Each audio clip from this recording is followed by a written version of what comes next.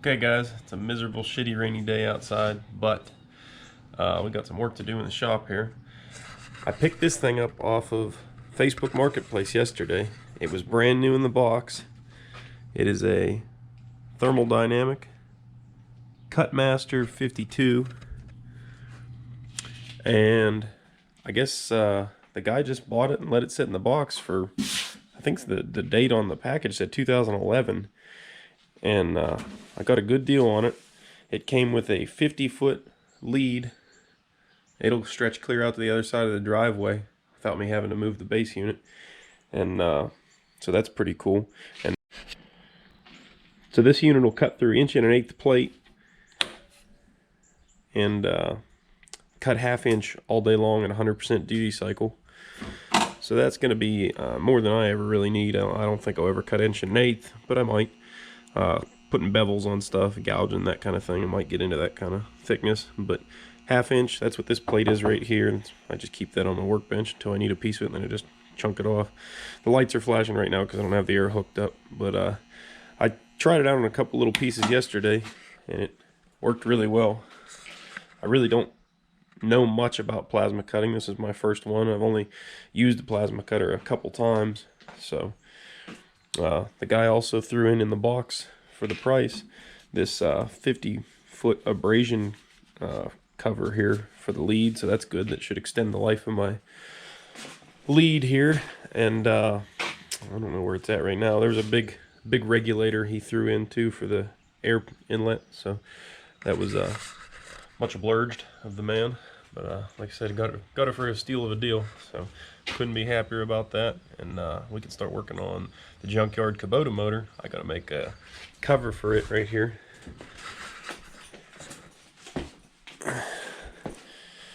The shop's quite a mess, so I'd like to get this thing out of here as quick as possible. But this here was a pump that was for the steering on that motor wreck cart before I cut it all up. So I can take this off, but then it leaves the backside of the injector pump housing open, and engine oil will start to leak out of it. So I'll take this off here and we'll start making a cover for that. And I think we can use the plasma cutter for just such a thing.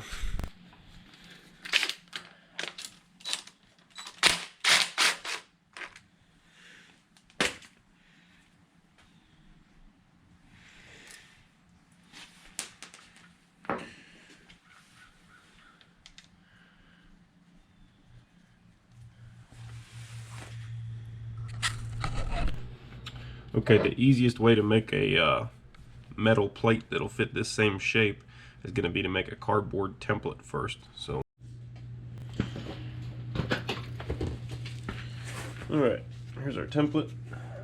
Take this bolt out of the way. And yep, she will fit in there. A little bit of adjustment on the plate, and now we can take this mark on the block here where the casting changes. I can see that thing, so we cut that off straight across there, and that's the size of plate we're going to need. Now that we're back at the bench here, it's hard to see on camera, but I can see it. There's a line here from where I was pushing on the block to get that impression. Just cut that off straight here. And I was going to use a piece of 1/4 inch plate, and this is the biggest piece I have here in the shop without having to go out and waller around in the rain. So let's see if this fits on here. And it'll be tight, but it's definitely going to fit on here. So we can shave a little off the top, cheat it.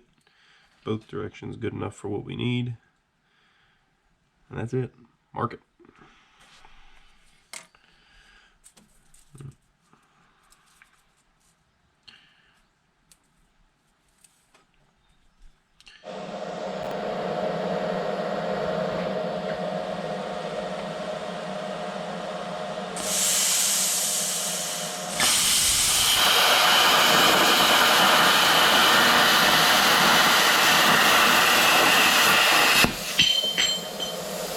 Opa!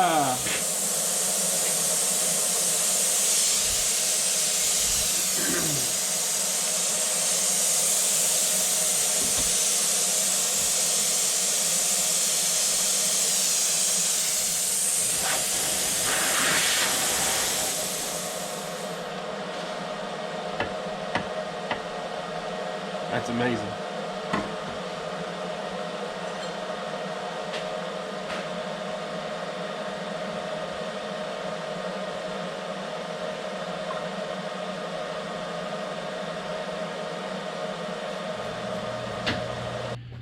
Alright, now we just give this piece a quick little test fit here. Fits back into that radius pretty nice, but it's got a long edge over here. We can just position it to where we like it the most. Mark that back side. We'll trim it right off. Make sure we get a good coverage on the hole here.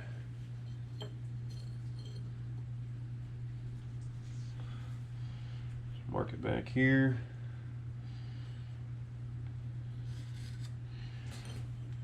I'll just trim that with plasma.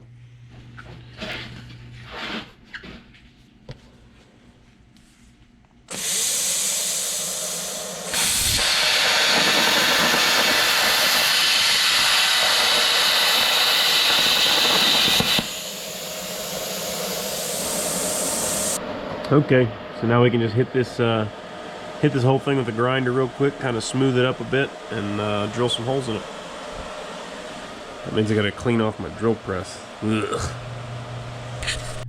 Just laid out my bolt holes here. Just give it a center punch. Alright, these look like they're about they're 1/4 inch. They're probably metric actually. So they're a hair bigger than 1/4 inch. We'll drill a 3/8 hole in it. That way it'll give us some wiggle room. We can put that bolt in and line up the bottom bolt hole, drill it. Bolt holes don't need to be precise at all, as long as they line up with the holes in the block.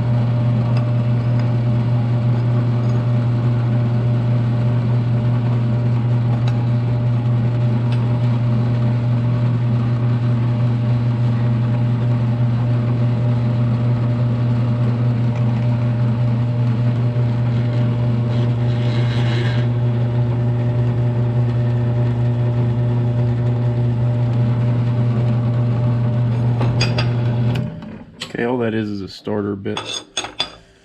Now we'll put the 3/8 in.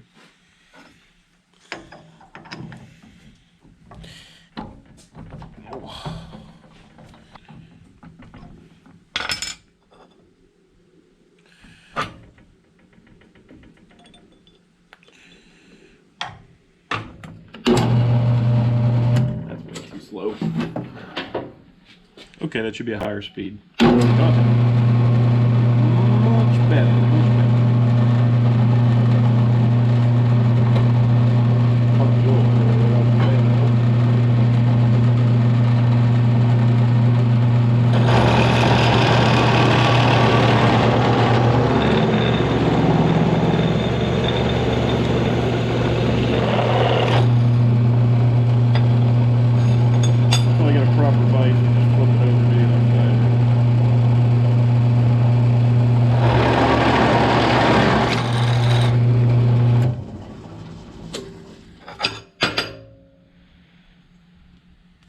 Alright, well I just drilled the last bolt hole and you didn't see it on account I forgot to hit record.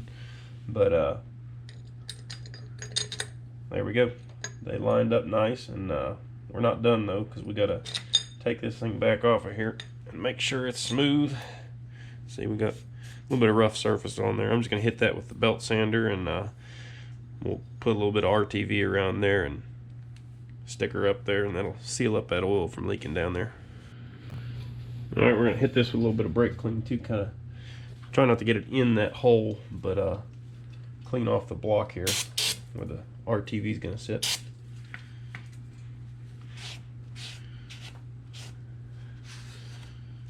Yeah, so that was an O-ring seat on that pump that kept the oil sealed in there before.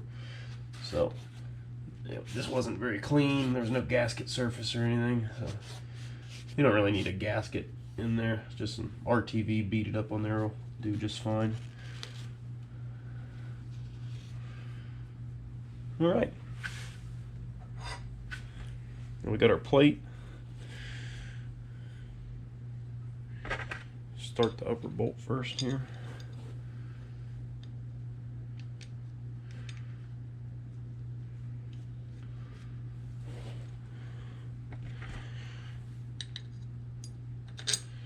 that bolt in.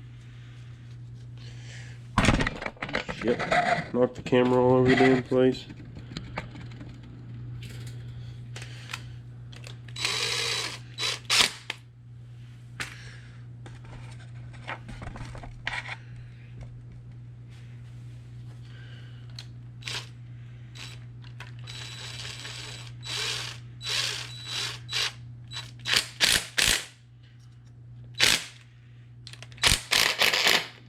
Okay. See that silicone squeezing out of there. Just take a rag, wipe that off.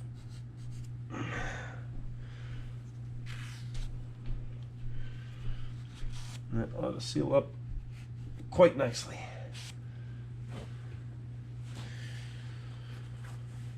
Alright, next thing we're going to start working on here is this radiator. Right now it's just holding on by the upper and lower hoses.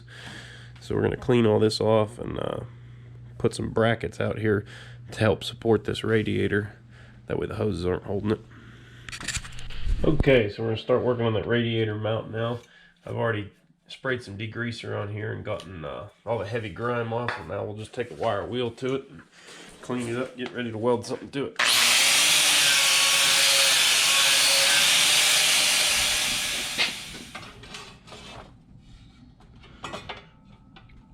The only thing I do not like about this saw is there's supposed to be an LED light that shows you where your cut line is. And it was there when I bought it, and it worked for like a day. And it never worked again. So what's going on, skill saw? Why do I got no light here? Why is this such a pain in the ass?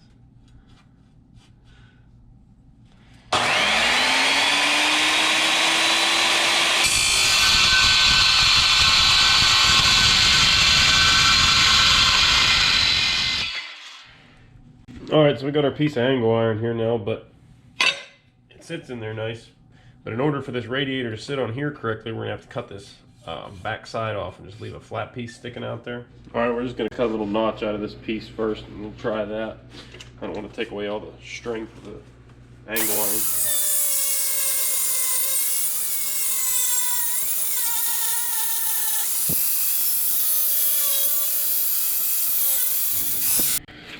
Alright, I got it all evened up, and everything you saw I did the same for both sides. So I got this the radiator evened up, just checked everything for square.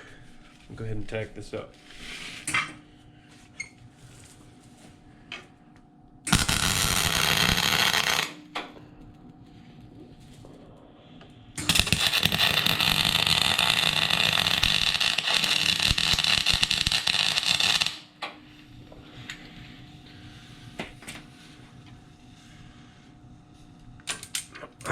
That ought to hold her.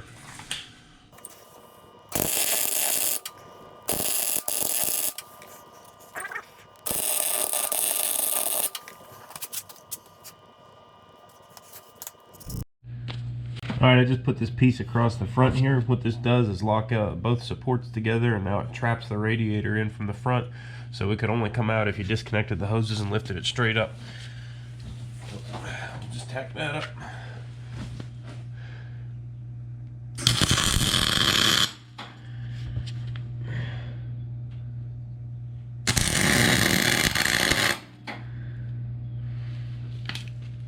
I'll get my hood and we'll finish welding that.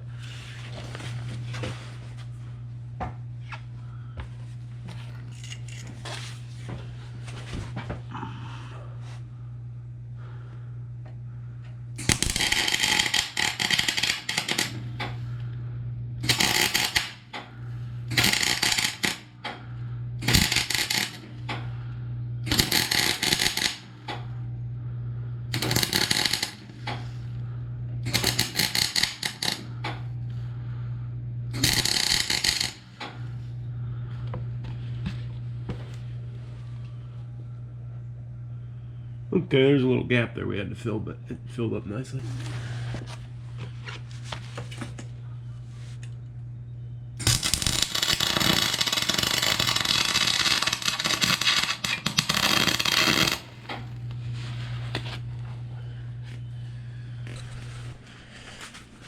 Yeah, look how much sturdier this is now. Yeah.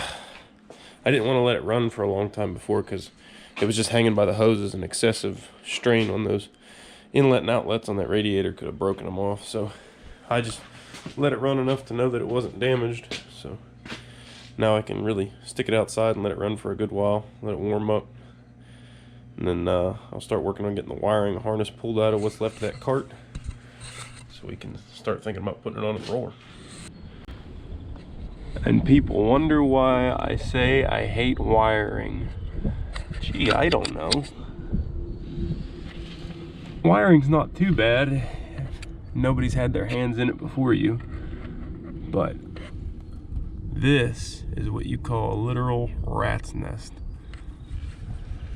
There's a big box that does something right there. I can't even see what it does. A bunch of old school fuses. It's just a mess. But there's lots of gauges in this instrument cluster I was hoping to use for the roller. I want to use the ignition instead of having to just flip a button or flip a switch or push a button to start it. I was hoping to have the ignition hooked up so we could use the glow plugs and all that correctly. Temp gauge, I was hoping to keep that. Oil pressure, hoping to keep that. Hour meter, hoping to keep that. Voltmeter, hoping to keep that. Fuel gauge, I don't really care about. But, this is gonna take a while.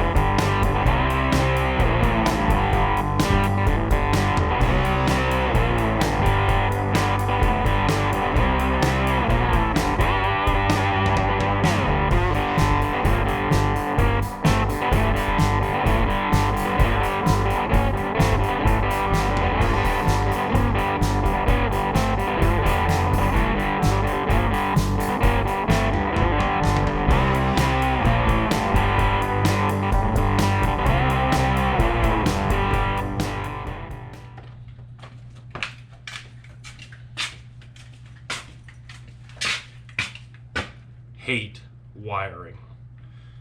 And I forgot to mention, when I said it was a literal rat's nest of wire, I wasn't joking. This is all covered in rat dirt. It smells horrific. Alright, I'm gonna go ahead and cut this video off here because I'm pretty sure it's getting kind of long at this point. But thanks for hanging around. Thanks for watching. Make sure you guys subscribe. If you haven't already subscribed to Diesel Creek, you're going to want to do that. I got a lot more good content coming. So hang around. Check that out. Next video, we're going to pull the motor off the roller, get it broken down, pull the PTO, put it on the new Kubota motor, and we're going to cut this wiring harness apart and just get the bare minimum of what we need to make it work on the roller. So if you guys haven't already, make sure you guys subscribe, like the video. Helps me keep making more. All right, catch you on the new one. Thanks.